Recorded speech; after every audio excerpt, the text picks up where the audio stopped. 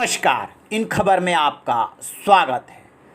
पूर्वी लद्दाख में भारत और चीन के बीच में जो तनातनी चल रही है और जिस तरीके से ड्रैगन भारत की ज़मीन पे कब्जा जमा करके बैठा हुआ है, एक तरफ वार्ता कर रहा है और दूसरी तरफ रोज़ कोई कंस्ट्रक्शन कर रहा है।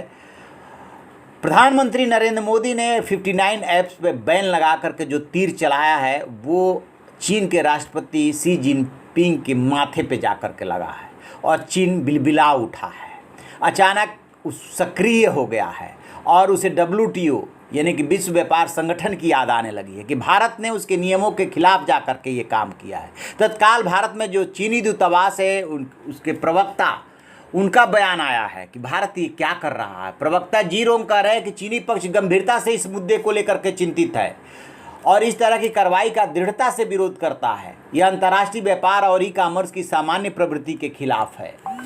यह कदम विभेदकारी पक्षपातपूर्ण है। इसके जरिए चीनी ऐप्स को निशाना बनाया गया है। एक तरह से राष्ट्रीय सुरक्षा के नाम पे अपवाद का दुरुपयोग किया गया है। भारत के कदम से विश्व व्यापार संगठन यानी WTO के नियमों का उल्लंघन होता है और चीन इस तरह के कदम को किसी रूप में सही नहीं मानता है। यह अंतर्राष्ट्रीय व्यापार और ई-कॉमर्स की सामान्य प्रवृत्ति के भी खिलाफ है।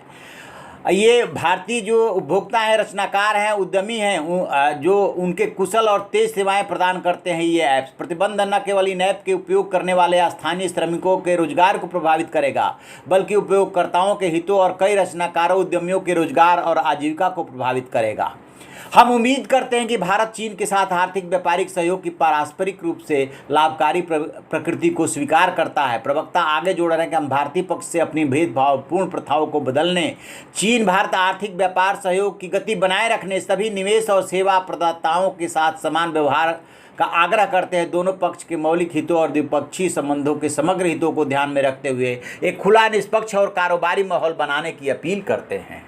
अब सोचिए, जो चीन ढंग से बात नहीं करता है, जो चीन बार बार वायदे करके और गलवान घाटी से लेकर के देप्सांग तक पीछे नहीं हट रहा है, वो चीन 59 ऐप्स के बैन होते ही इतना परेशान क्यों उठा? कोई तो बात होगी। उसे लग रहा है अब कि भारत ने इसका अगला जो कदम उठाया वो चीन पे और ज़्यादा भारी पड़ेगा।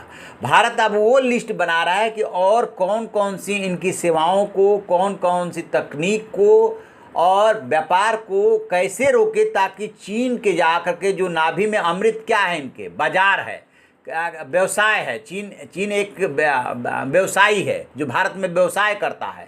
यदि आप देखेंगे व्यापार का संतुलन तो चीन की तरफ झुका हुआ है। 6 लाख करोड़ का यदि साल भर में हमारा व्यवसाय होता है चीन के साथ, तो उसमें 4.25 लाख करोड़ के आसपास चीन से हम आयात करते हैं और उस बहुत कम जो है भारत निर्यात करता है 1.25 लाख 1.5 लाख करोड़ के आसपास।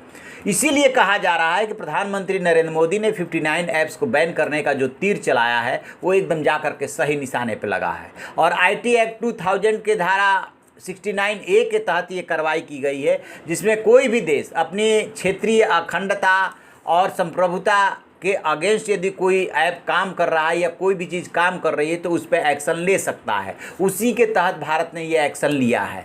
अब चीन कह रहा है कि इस पर पुनर्विचार कीजिए, हम भारत से बात करेंगे। बात कीजिए, अंतर्राष्ट्रीय राजनीति में बात होती रहती है, लेकिन बात पहले गलवान घाटी को लेकर के होगी, पैंगोंग से झील को लेकर के होगी, लद्दाख को लेकर के होगी कि जहाँ पर आप कब्जा जमा के बैठे हैं उससे पहले पीछे जाइए, फिर बात होगी आगे की।